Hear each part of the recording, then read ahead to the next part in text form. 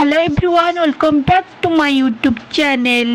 So friends, ଆପଣ ମାନେ କେମିତି ଅଛନ୍ତି? I hope କି ଆପଣ ମାନେ ବହୁତ ଭଲରେ ଥିବେ। ଆପଣ ମାନେ କ'ଣ ଜାଣିଛନ୍ତି କି ବିବାହ ବନ୍ଧନରେ ବାନ୍ଧି ହେଲେ ନିକିତା ମିଶ୍ର। ତ ନିକିତା ମିଶ୍ରକୁ ଆପଣ ମାନେ ଚିହ୍ନିଛନ୍ତି କି? ନିକିତା ମିଶ୍ରଙ୍କୁ ଆପଣମାନେ ସମସ୍ତେ ଜାଣିଛନ୍ତି।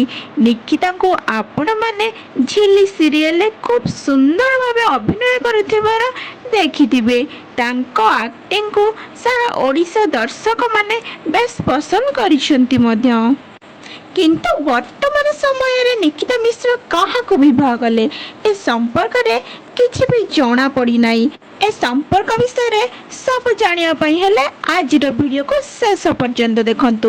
ଯଦି ମୋ ଚ୍ୟାନେଲରେ ନୂଆ ଅଛନ୍ତି ତାହେଲେ ସର୍ବପ୍ରଥମେ ଲାଇକ୍ ସେୟାର ଆଣ୍ଡ ସବସ୍କ୍ରାଇବ୍ କରିବା ପାଇଁ ବିଲକୁଲ ଭୁଲିବେନି। ଆଣ୍ଡ ପାଖରେ ଥିବା ବେଲ୍ ଆଇକନକୁ ମଧ୍ୟ ପ୍ରେସ୍ କରିଦେବେ। ତେବେ ଦର୍ଶକ ବନ୍ଧୁ, ଆପଣମାନେ ତ ଝିଲିକୁ ବେଶ ଭଲ ଭାବରେ ଜାଣିଥିବେ। ଝିଲିଙ୍କର ବହୁତ ସାରା ଓଡ଼ିଆ ସିରିଏଲ ଦେଖିଥିବେ।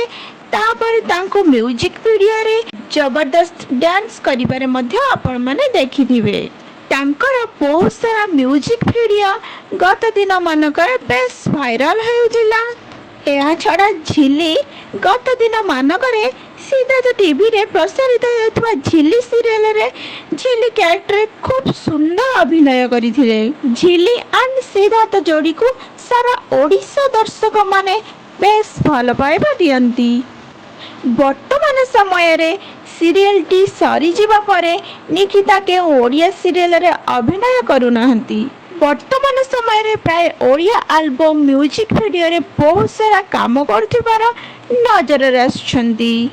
ସେ ବର୍ତ୍ତମାନ ସମୟରେ କହିଛନ୍ତି କି ତାଙ୍କ ରିଅଲ ଲାଇଫରେ ସେ ସାତ ଥର ବିବାହ ବନ୍ଧନରେ ବାନ୍ଧି ହୋଇସାରିଛନ୍ତି।